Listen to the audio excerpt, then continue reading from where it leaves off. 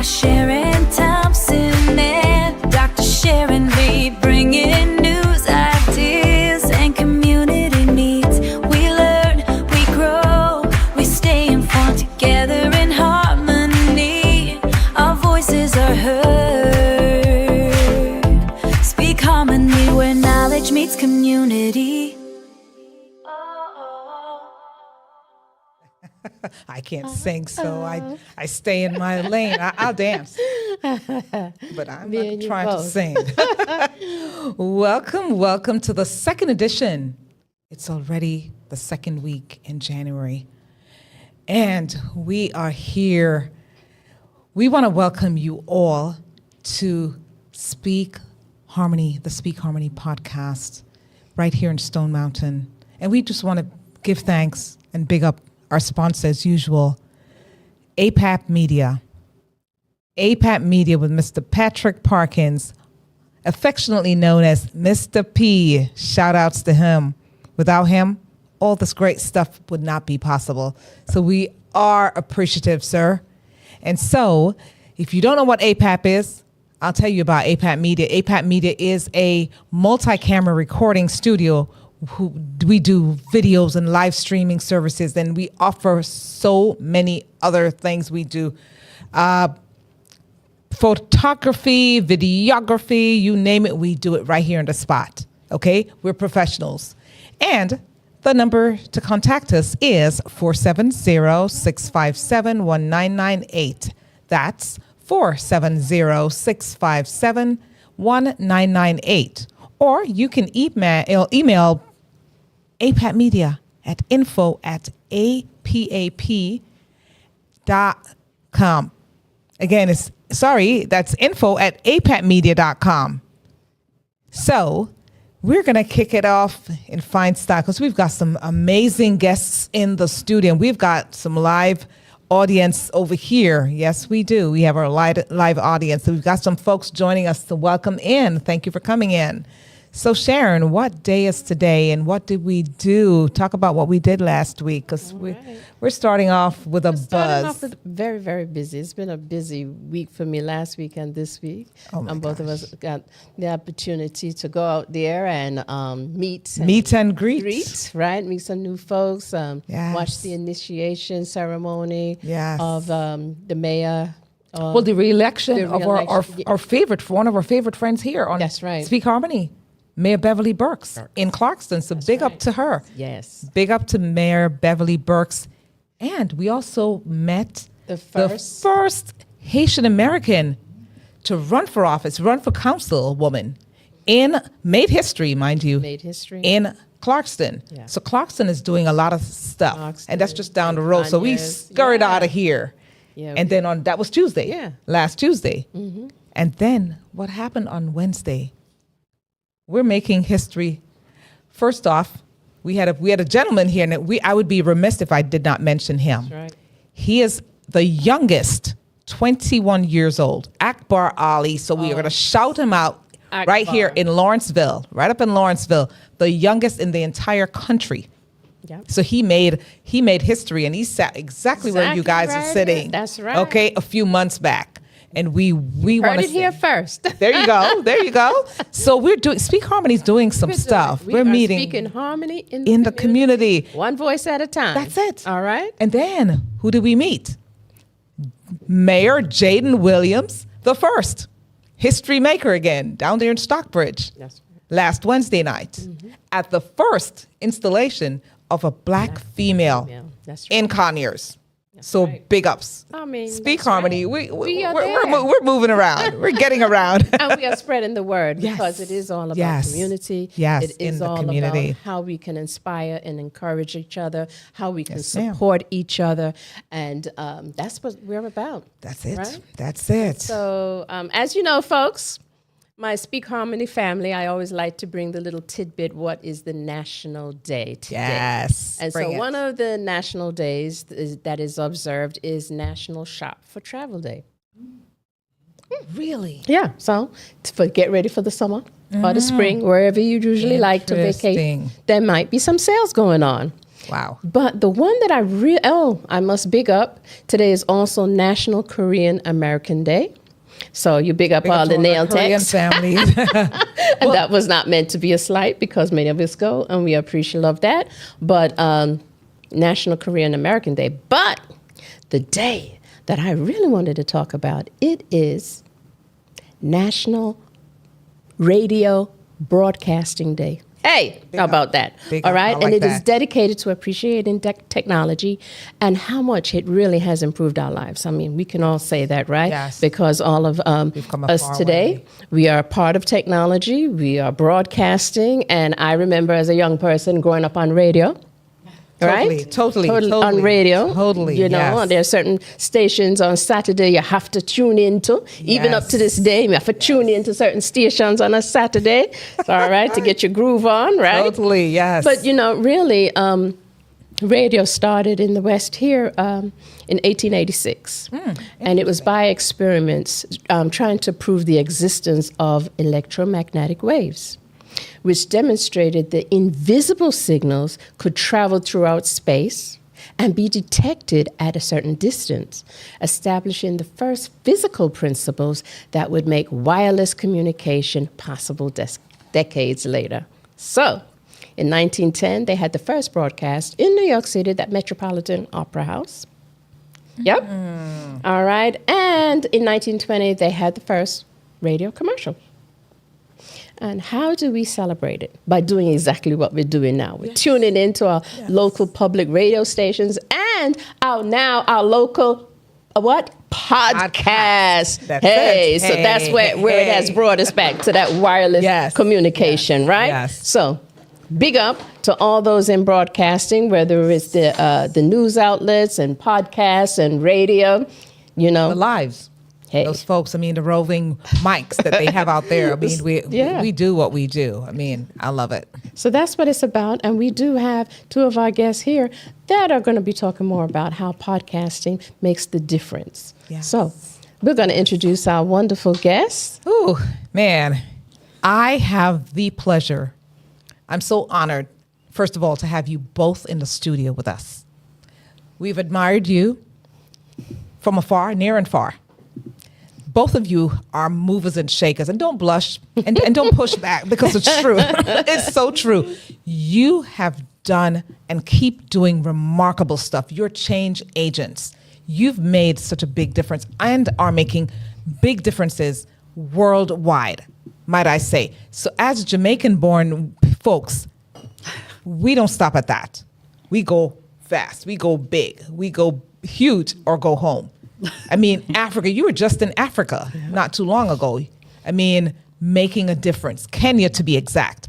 And you must have made, 3 trips to Jamaica? So, ladies and gentlemen, we've got Doctors Laxley W. Stephenson, a growth mindset strategist, okay? He's done leadership, architectural, purpose-driven educator focused on transforming human potential and interdiscipline sustainable execution. When I tell you, right there with him, Dr. Donna Thompson. I don't know what to say about this lady because she is another mover and shaker. She is amazing. And she's the CFO of Global Humanity, a collision with purpose, is it? It's 2 entities in one. I mean, there's Collision with Purpose, and then there is Global Humanity Network, Inc. I don't know. I mean, I don't know what else to say because you both do amazing stuff. I mean, Dr. Donna wears many hats, including CFO. Okay, decorator, because I've seen her in action, so I'm going to put it out there.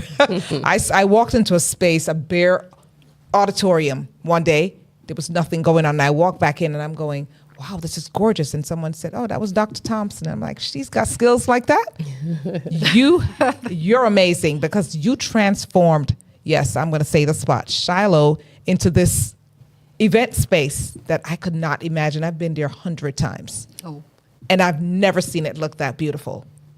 So just know that I'll be calling on you to decorate in the near future. Be ready, right? But guys, I'm not going to bore you. because she's a powerhouse. She's a financial expert. She's a strategist as well, brilliant, and she is the CFO, as I told you, Collision with a Purpose. She has done a myriad of things. I'm going to break it down a little more when we get into it. So welcome to Speak Harmony. Thank you for coming in. We appreciate you. Thank you for having us. Absolutely.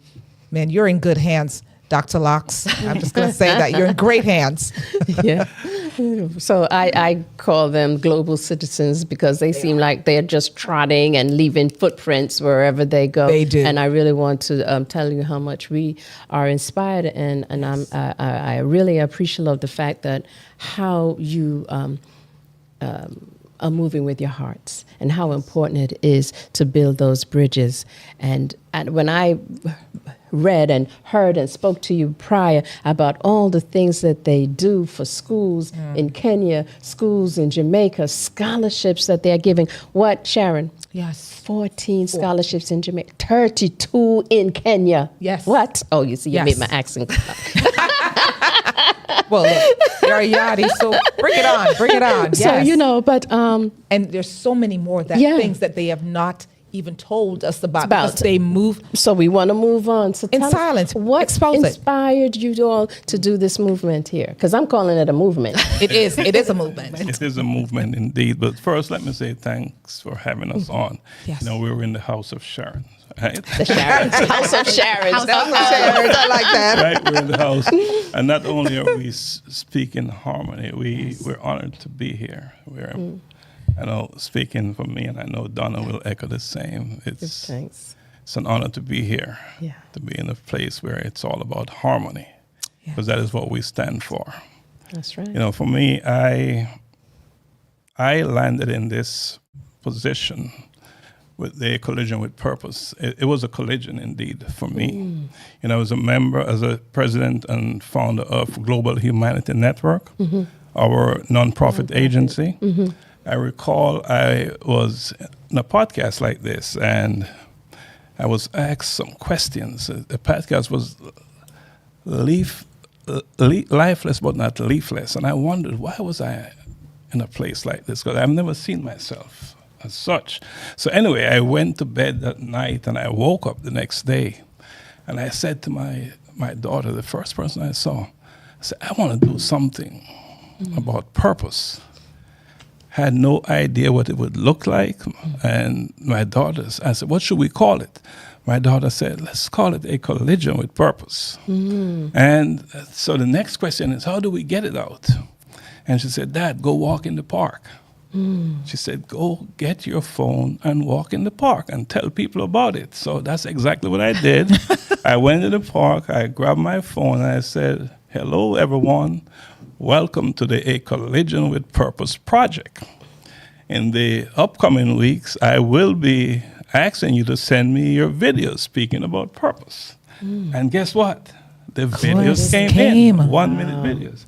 And so many came in that I had to do an assessment of what was going on. So I went back and said, people are really interested in talking about purpose. So I went back in the park and I said, it's been a month and I've collected so many videos. Let's take a deeper look at purpose. Now I want to do a 1-hour interview. And the first person I interviewed was Dr. Donna. So I love it. Interviewed her. And we did about 10 takes of the interview. It was Practice, right? And we went back to the very first one. Of course. And then did 70-something interview in 1 year. And not from all over the world. Till it got to the point where they were coming in so frequently. And then I thought I was doing a research on how people discover their purpose. And then Donna came up with a brilliant idea and said, why don't you put it into a book? Do a book. So we did a book called A Collision with Purpose in Pursuit of Purpose from that thing. And from there, the thing just went Legs viral. just all over. Viral. Yeah. That's my recollection of what happened, and Donna can jump in there. Yeah, exactly what Doc said. You know, how the ideas just keep flowing, and after we spoke about the book and publishing the book, then we're like, okay, we wanted to do something a little bit more exciting and unique and authentic and creative, because we like to do things big and out the box. So that's how the colloquium came about, where we went ahead and we had our colloquium, our first colloquium, and that was where we had the book launch, A Collision with Purpose. That's where we launched the book there. But the colloquium was where we were able to not just have the book out there and individuals purchasing the book, but we also wanted a way to honor individuals in our community that's serving, that's giving back, those unsung heroes that you don't necessarily hear about. And we were able to integrate the book launch with honoring members of our community who are doing servant leadership work at the colloquium. And from that, it's just been, I don't think we really plan anymore. We just go with it. Because it has really outgrown us. It has really outgrown us. We had our first colloquium, and that was very successful. And then we had our second colloquium. And with that, we were able to, within that time frame, we were able to travel to Kenya. We were able to start building a foundation and footprints there. And we were also able to honor individuals from Kenya at our second colloquium, that we saw that they were doing the work in their country as well. We wanted to bring that international recognition into the work that we're doing as well. So why Kenya? Why Kenya? Why not Kenya? But interestingly, why Kenya? Because of the fact that our first visit to Kenya, it was where we went with a group. But it was a little bit different. It was more a missionary group. And I was invited with my cousin to go along, and had no idea what it entailed, never been to Africa, nothing, had no clue whatsoever. And then my dear Dr. Stephenson here, I'm like, do you want to go to Africa? Of course. Of course. Like, sure. We had no idea what we were, why we were going. We knew we had the opportunity to go with a group, and we wanted to go to the continent of Africa, and what a great opportunity. You know, so it was already preordained. So, exactly. So we went there, and we spent, was it 7 days? 7 days. We spent 7 days and, built relationships and met people and things of that nature. But there were things that we experienced where when we left, we knew that we had to go back. And so that's where our journey actually started with Kenya. And Dr. Stephenson can elaborate on some of that experience as well. Let me add, because our first stop of course, if you've never been to Africa, when you arrive Nairobi, it's an experience that you must experience. It's like you arrive, you're back home. That was the feeling. But the next morning after arriving, we went to a place in Nairobi named Lunga Lunga. And that was an experience. I have never seen sufferation. Young kids hurting, in pain. That's when I discovered why I ended up in Kenya. So when I left that first event, I had to ask myself a question. In fact, I asked the group, okay, we've seen a number of things, not nice, not pleasant. What is next? So Purpose. For me, that's when I discovered why I went to Kenya. Correct. Like Sharon said, purpose. Purpose. Because, wow. And I love that collision with purpose, because you actually collided with purpose. Yes. And it is a humanity within your heart on sharing, because when we travel and come back to the States, you still give thanks for, what you have here and how much we really take advantage. Because I remember when I went to Ethiopia for the first time and saw how happy the children were bathing in what we would have called dirty water. right? But happy and giving. And you look at the conditions, and all I could say is, I'm so grateful. And then your heart is full, and you are compelled to do something. And so, yeah, thank you for that. Absolutely. Because often we travel just to experience Yeah. the place. And we thought that, why just come here to just stir something up that you can't finish or you can't act on? So we at the Collegium with Purpose and Global Humanity Network, we believe that we have to take it beyond words. And that's exactly what we did. Action. And continue. Yeah. Absolutely. Action. I love that because, you know, I have, personally have not yet ventured to Africa, but even traveling to our homeland, Jamaica, to other islands, to other countries, and seeing poverty, it's one thing, but you know, it tugs at your heart in a different way.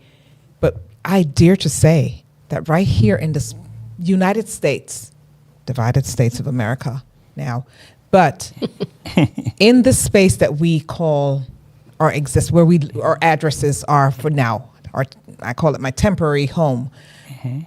We don't have to go far. We don't have to go far right now, because as it stands, I'm not being political, but I'm being real. There are people who are sick, who don't have coverage as we speak.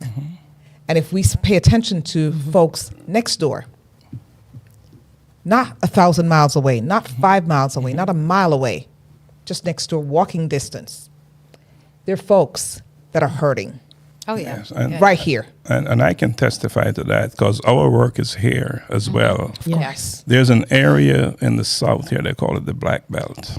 And we do work there. I've gone to... Where's that? It's in Alabama. Wow. You know, old cotton. Of course. Yeah, so I've gone there. And excuse me, we have done work there. I've gone to communities there where you see they remove the sign, just the words saying that, you know, schools who can attend, and they left the blank spot. You know, so we've gone there, we've seen it. It's happening everywhere. Everywhere. And often we don't have to look too far out. No, You know, we need no. to look at home first Yeah, and we take do. care of Absolutely. home because We there are needs here as well. Yes. So we at the Collegium with Purpose and Global Humanity Network, our work is not just in Africa, even though we feel somewhat drawn there. Yes. You know, and we had a conversation the other day, and why Kenya? I don't think it's Kenya. I think it's where the needs are Yeah. that is pulling us. And there the needs are so great. Yeah. So great. Jamaica, we're from Jamaica. You're from a different island. We have issues and challenges there as well. Yeah. But I tell you, when you go to a place like Africa, like Kenya, where it's 60-something million people, and you're driving for miles, and all you see is ghettos up on top of ghettos, miles up on top of miles. It's hard not to want to do something about it Absolutely. within your capacity, you know. Oh, man. So, What does it mean to really center human dignity in international development? I mean, because we're global humanity, where a collision with purpose collides. I mean, you both, hand in hand, you go hand in hand. How do you define the human dignity? Because you say, like Sister Sharon said, she saw children in Ethiopia bathing, happy though. Because those little children are always so happy. If you gave them a bottle of water, they're not going to look at it and go, they're going to take it and they're going to jump for joy because this, you know, It's all they know. yes, that's it. But it's just that they're so receptive. And I dare to say they are kind about receiving that kind of help. I mean, you give them some water, and the average child, I dare to say, in America or wherever, you give it to them and they go, this is it? Water? But those children are happy just to get a bottle of water, just to get anything you gift them. They go away with a smiley face. They're happy, and they show that. I mean, how does that really push you to do more? I mean, because you do so much. I'm telling you, I dig deep into what you're doing. Okay. Let me add something to what you're saying. I think that they're happy is a good thing, as long as their happiness is not a resignation or they resign themselves to that fate. To that, yeah. So sometimes we have to be careful about the happiness piece. Because as you said, that's all they Don't wanna buy know. into that. Right. But when Yes. you It's give not a them good thing. something more, It's not a good thing. then they are yeah. But it just, I was just really speaking to Right. being in a where you are and being happy within yourself. Acknowledging. Right, yes, state because of- there is Grateful. always Yeah. Gratitude. gratitude, right? Gratitude. Because of course, for all of us, there is room to grow. But yeah, I get what you're saying. Yeah. I noticed that that one of your core principles is lifting up people, and you do classes and workshops. Can you tell us a little bit about the classes that you provide and the workshops? So, I just published 2 books. One is called The Growth Mindset Blueprint, and the other one is the Living the Growth Mindset Blueprint, a companion guide. So those books came about because while I was lecturing at a university on growth mindset, I did a series, 12 lecture series, and from that, the response was so great, so overwhelming, and how it was changing the students' lives. Yeah. So we decided to build it out into a book, 2 books. And from that, we have developed what we call the Growth Mindset Masterclass Workshop.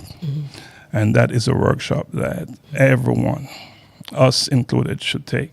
Because one thing I understand about life, everything begins with our mindset. With our mindset. And we yes. all can use a mindset shift, every one of us. Yep. None of us got it right. That's right. I mean, Not one because of we've us. been inundated with these old beliefs that really don't serve us. And sometimes we don't even realize that this is a belief system and that it can change. And all it takes is the mindset shift. Shifting. Yeah, mindset shift. Absolutely. And for someone to bring that up to you. Right. Because you don't know unless you become aware, right? By yourself or with other people like you. Absolutely. And that's what the workbook really helps you to do, because just to your point, oftentimes you don't realize that you have that stuck mindset. And, once you start working through that workbook and you're going through the different scenarios and really having to think about it, you realize that, oh my goodness, like I was really stuck Yes. here. So the workbook definitely helped to break you from that stuck phase and really stretch you to where you start really thinking about yourself and thinking and really, changing your mindset, really start analyzing that.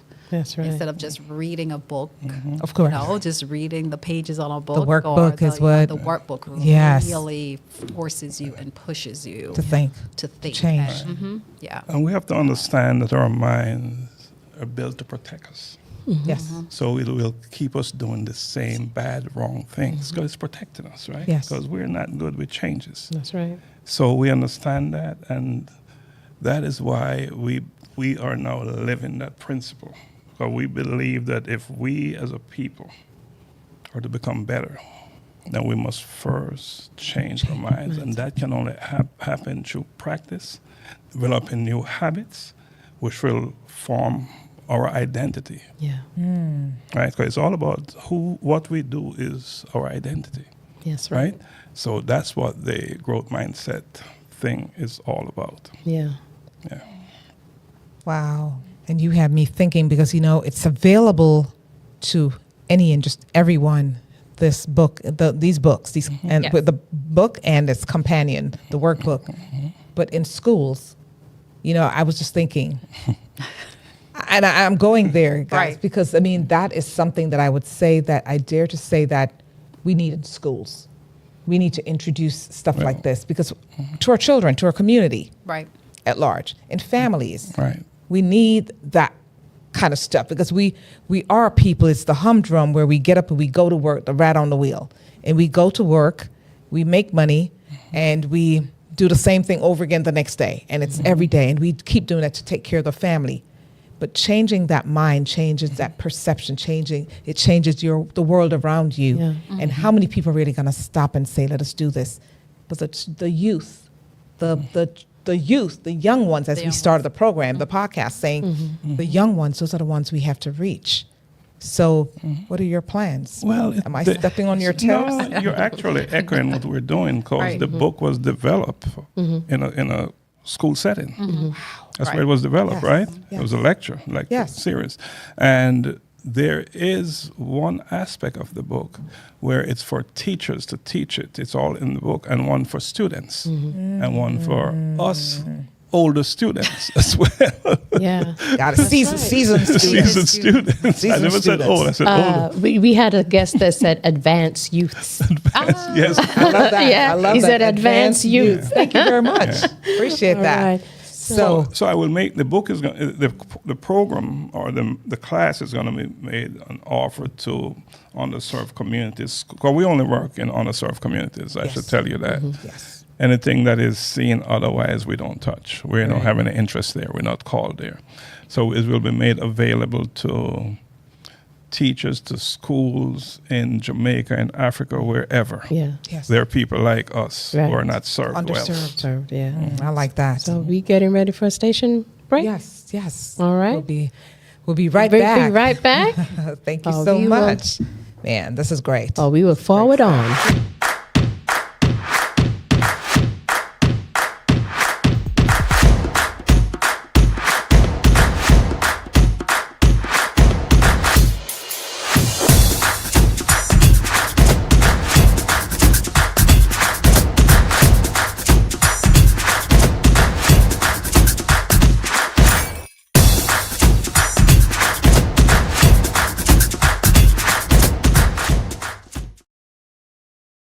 Welcome back.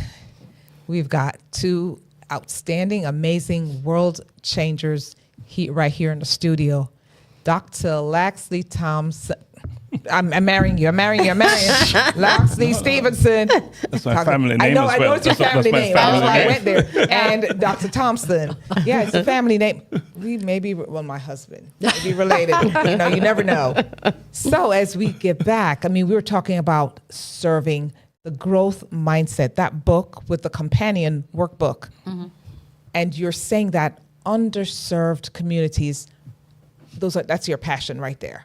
That's your passion. Yeah. We're in Gwinnett County, Stone Mountain to be exact, where the studio is located, but we live in, DeKalb and Gwinnett counties. And so I actually see that as a part of a curriculum, the growth mindset. I see that taking place as we speak. So you're introducing it to teachers and students alike.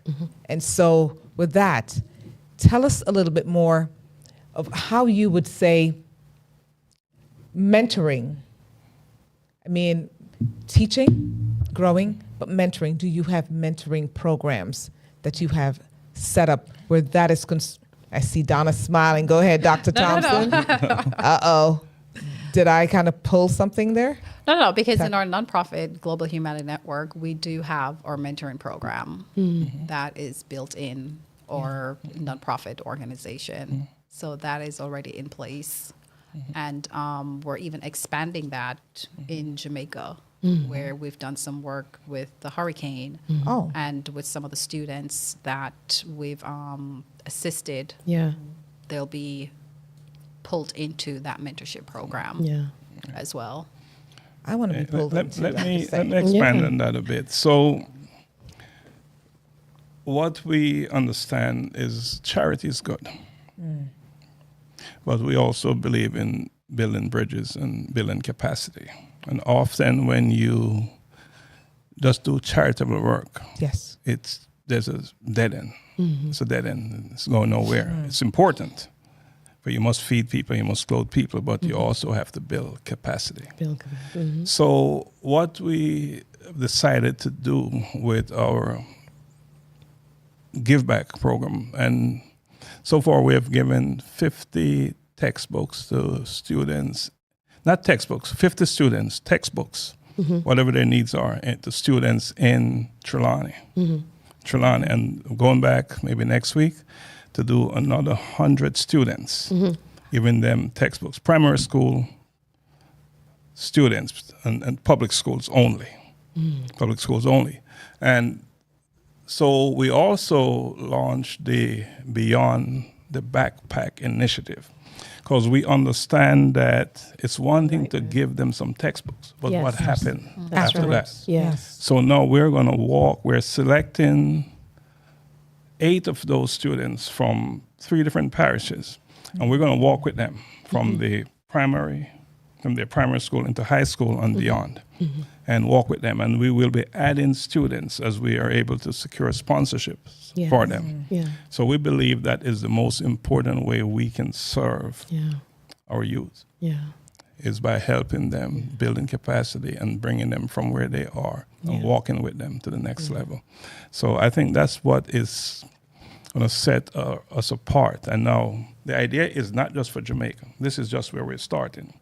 And we are going to create proof of concept that it's working. And once we have it working, as we know it will, because we have the right minds on the team, once it's working, we're going to take it national and out of Jamaica. International, to other places. So it's called Beyond the Backpack. I love that concept, beyond because so many people, and we're so thankful that they offer the book bags and and the supplies in there. But one theme that I hear is that mind shift, then I hear action, and then I hear empowerment. And that is the concept of you can give a man a fish, but you can also teach him how to fish, you know. And so I really love the trainer aspect of it, because this is how it keeps on growing. And I really admire that, and definitely would love to be a part of that community where we're making change. So it's not just academic empowerment, but it is also economic, changing the families and the communities, because we know that one person, I was listening to an interview that the rapper T.I. did with Mayor Andre. Yes. Right? And he was the first in his family to go to college and to graduate. And he grew up in the, in quotation marks, ghetto of Atlanta, and now he is mayor. What's interesting enough is that he said at 16, I'm going to be mayor just like Maynard Jackson. So we are setting the examples. And so the mentorship programs set the example, and us empowering now allows the mind to grow and say, what else that you just don't? Because, you know, coming from Jamaica, you know, it's like you're going to be a nurse, you're going to be a teacher, you're going to be a doctor. And then, you know, it's like those 3-4 different, but engineering, but now we can grow until there could be so much more, especially for these developing. There's no limits. I mean, no boxes. Nations. We don't put ourselves in boxes. We just I love it. I love it. How does your faith and values really contribute to what you do? Wow. So, you know, I think for myself, I'll say that I grew up in a very strong Seventh-day Church of God. My grandmother, she was an evangelist and had her church. So I grew up in a home where serving and giving back was just second nature. We fed the community. The people who we did not know lived in our house, and we shared beds with them. So that, for myself, that's just how I was raised. So naturally, it comes natural to me to just give back. I grew up in a community where, you know, if we went to the country and we got produce, when I got home, my mom would split it out, and I would have to go and distribute to the neighborhood. And, of course, you know, and our neighborhood took care of me. They fed me, we fed them. And that's just so, for myself, growing up with my grandmother, having that Christian influence, knowing that that is the right thing to do. You are supposed to take care of each other. Am I my brother's keeper? Yes, we are our brother's keeper. And at least for myself, right? I am my brother's keeper. And then with my mom instilling those things in me, those values in myself as well, I find it rewarding. I actually am better when I'm in the space of serving. Yeah. Believe it or not, I tend to, it feeds my soul. I tend to have quite a lot of energy when I'm in the space of serving. Yeah. So I know that I'm in the right place. I'm living my purpose and I'm doing the right thing. When I'm in a space where I don't get tired, I don't get weary, I only get energized. Yeah. I know I'm in the right place. Yeah. And I feel like that's when you know you're living in purpose, Oh, no, right? of course, without a doubt. Because like you said, it energizes you. It gives you that sense of Yeah. like your worth, you know, sense of worth, really, Yeah. when you give back. Yeah. And you, oh my gosh. They should be very proud of you. Yes, of because you're course. continuing the legacy. Of course. Thank you so Passing it on. much. Thank you. Yes. Wow. Dr. Lax, same question. Go ahead. So, like most of us that grew up in Jamaica during the time I grew up there, church was mandatory. I had to go to church, right? It was a requirement in the home I grew up in. So, learned a lot of valuable lessons during that time about life, about caring for others, about giving back. But I think what really touched me and left a mark on me is I remember growing up, I can't recall a time when we didn't have someone from outside, other people from outside living in sharing beds with, you know, and even when we moved from Jamaica to New York, it followed us. Wow. You know, so there's always extended family members, friends, and so forth and so forth.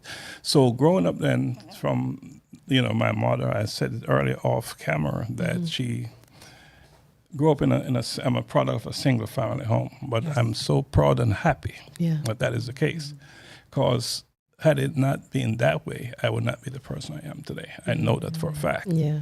So, and I'm saying that, and I want to say it loud, because often we brand people who grow up in those environments. Yes. And that is not the case always. Yes. That's right. Because we as individuals, especially as we become adults, we become accountable and responsible for our behavior. Yes. And we are never to lay it back on what happened in the past. Yeah. Yeah. So I want to put that out there. Yeah. So all of that, you know, having that a mother and siblings who were all about sharing and giving and wanting to support their brothers and their sisters, you know, that helped to shape me into who I am today. You know, so good role models within the family setting Yeah. is important. Yeah. And I think that's another thing we must, if you are in a place, in an environment where you're not finding what is, you know, serving your soul, what you can feed off of the positivity, go somewhere else and find it. Find it. Because often, I know I have been in places, landed in places where it was not serving me well. Guess what I did? I put You myself had out. to change the environment. Change the environment. Yeah.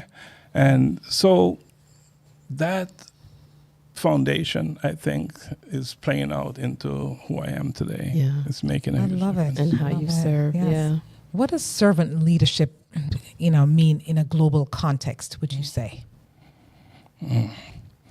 I think it's the same in any context, right? And because we are here, it's not about us. Yes.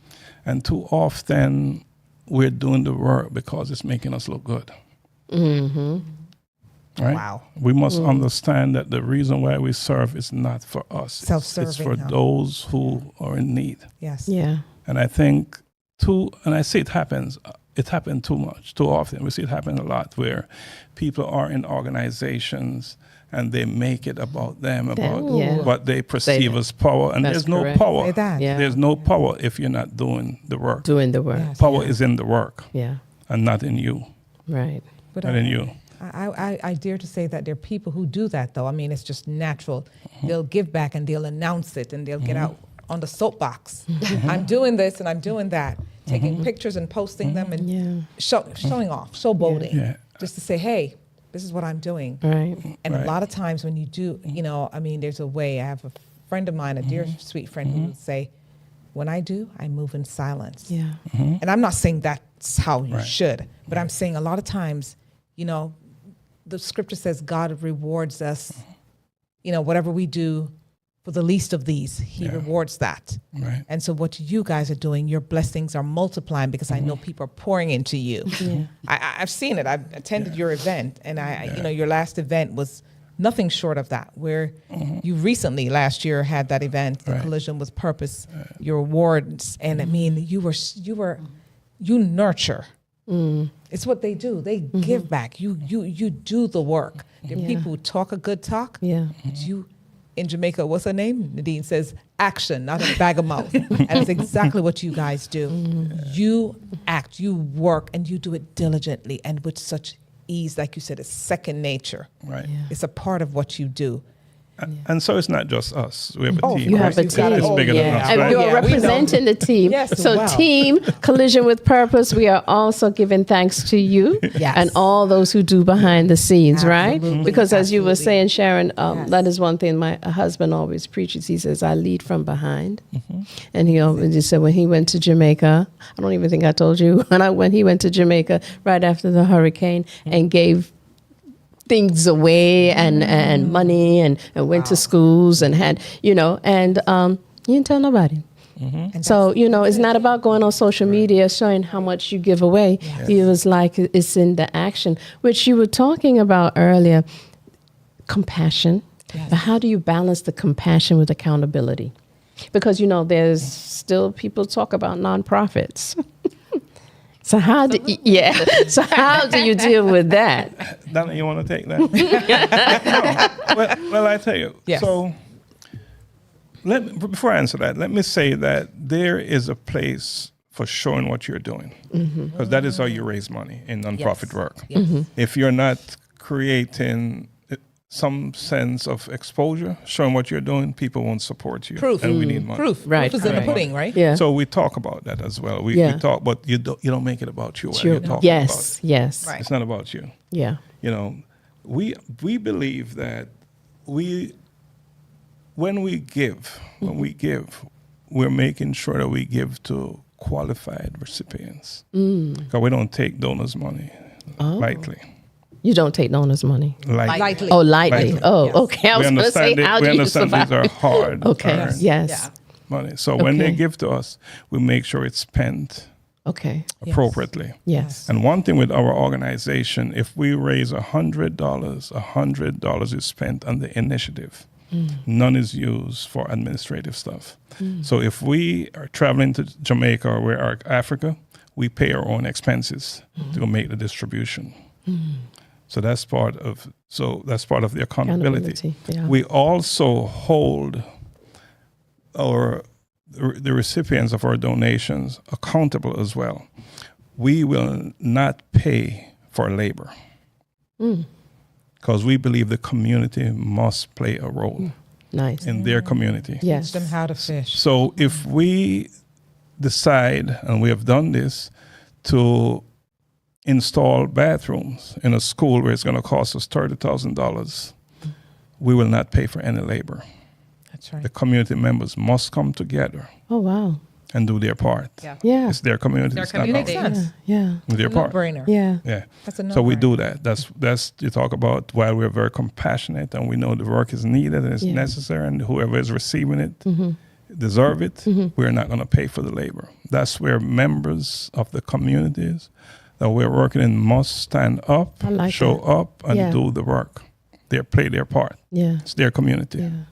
And it also helps to build their self-esteem, and they have buy-in Yes. to what is happening in their community, Yeah. and taking care of what they have, Yeah. and not just treat it like a handout. Yeah. You know, so they themselves tend to hold each other accountable Like that. for taking care of their space. Nice, nice, nice. I really like that. I like that a lot. You know, I almost laughed underneath when we were talking about some of the things you did, and then I was like, building toilets? Where did that come from?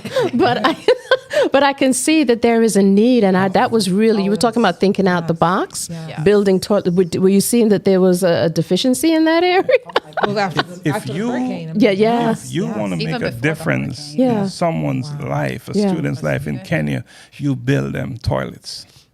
If you want to make a difference in rural Jamaica, you build and repair toilets in these schools. Wow. We did a school I Really? attended, the junior secondary school I attended in the 70s in Jamaica.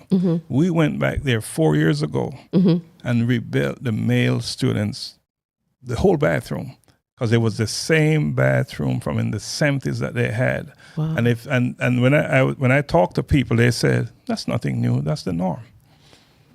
Because, those schools in rural areas are not well supported. Supported and Well supported. maintained. And lack of funds, if I show you pictures, photos of the conditions, you'll be blown away. Wow.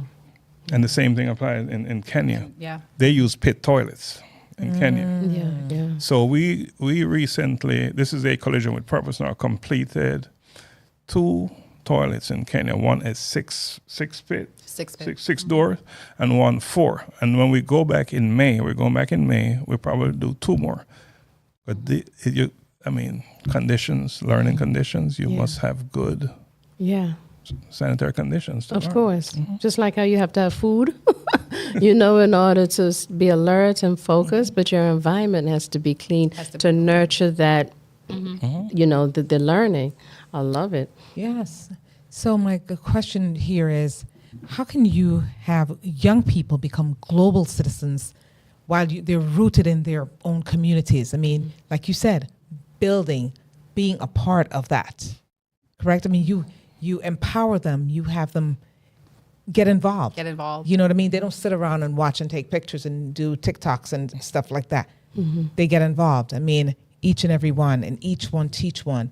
I don't know what else to say, because my heart is overjoyed seeing what you both do. I mean, your team, that is, because you're representing team. Right. But I'm just saying what you do. It's amazing. I mean, there are other nonprofits out there, other people out there doing the work, but we see what you do. We hear what they do, some of them. We see what some do.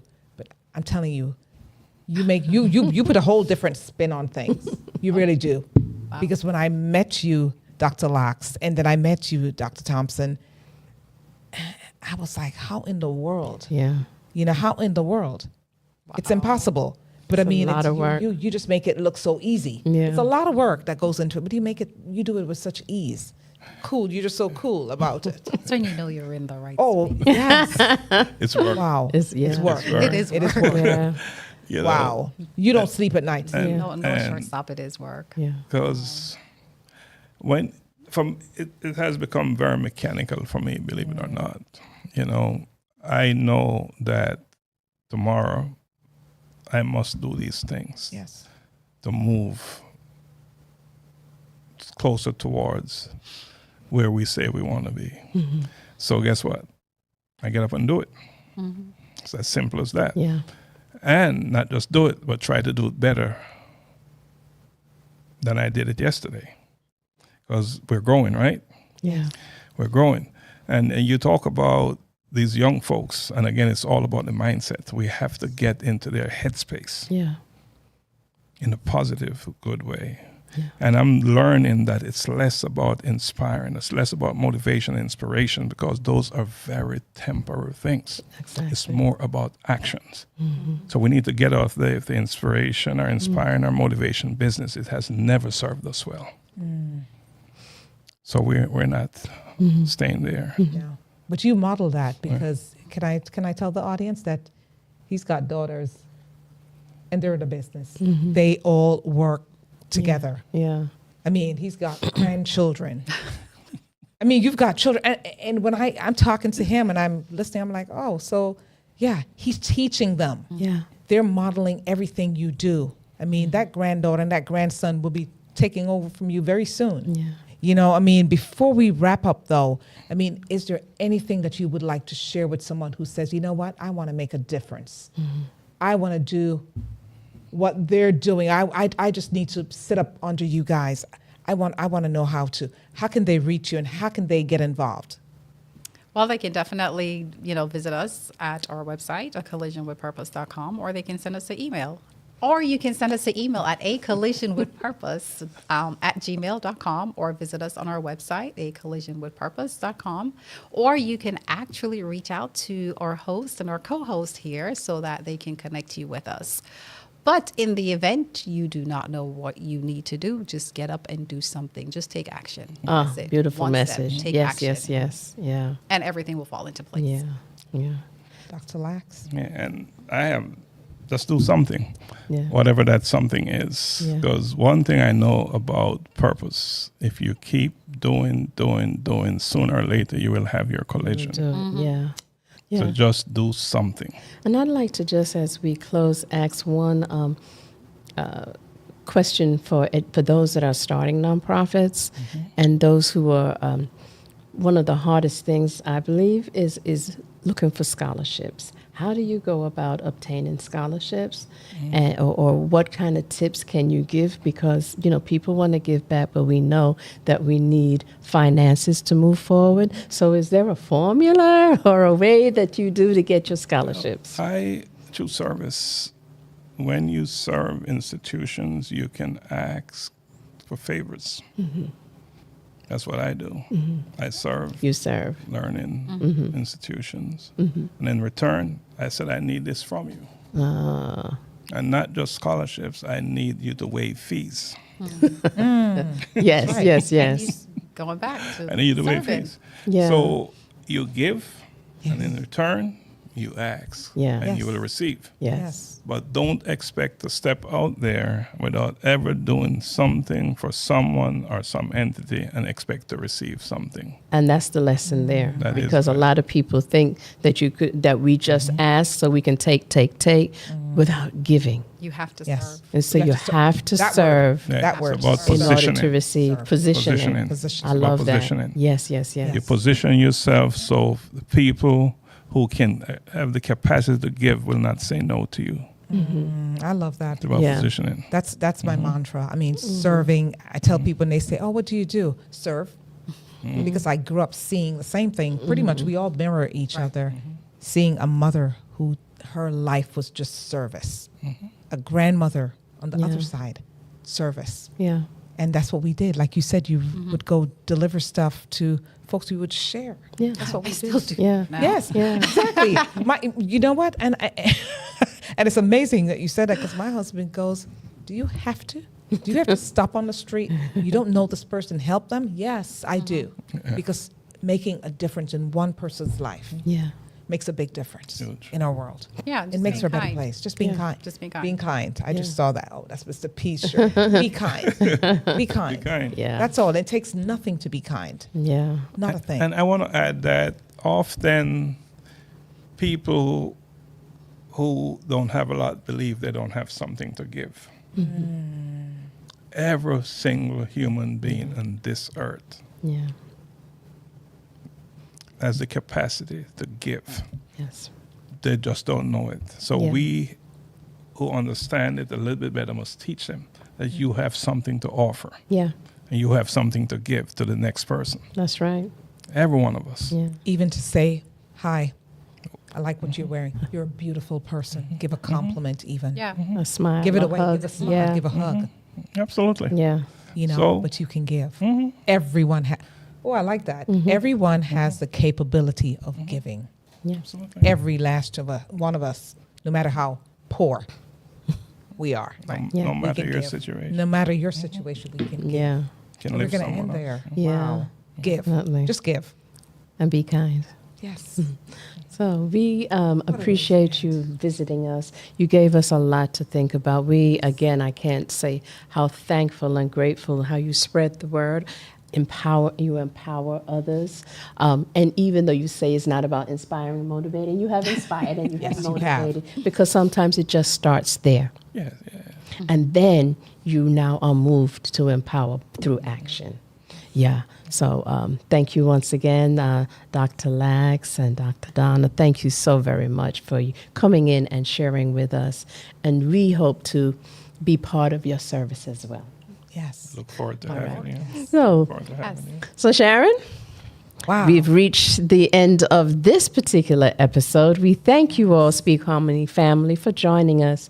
And once again, we appreciate APAP Media Group for sponsoring this show, and to our other sponsor, Heart Love, who also specializes in emotional and relationship management. And you can contact them through speakharmony1@gmail.com. So we invite you all to join us next Tuesday right here, live on YouTube, 7 to 8 p.m. Eastern Time, as we continue to learn from those who inspire us through action and purpose.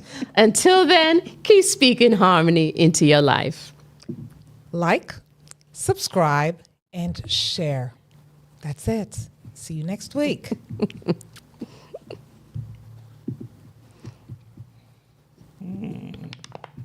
Yeah, so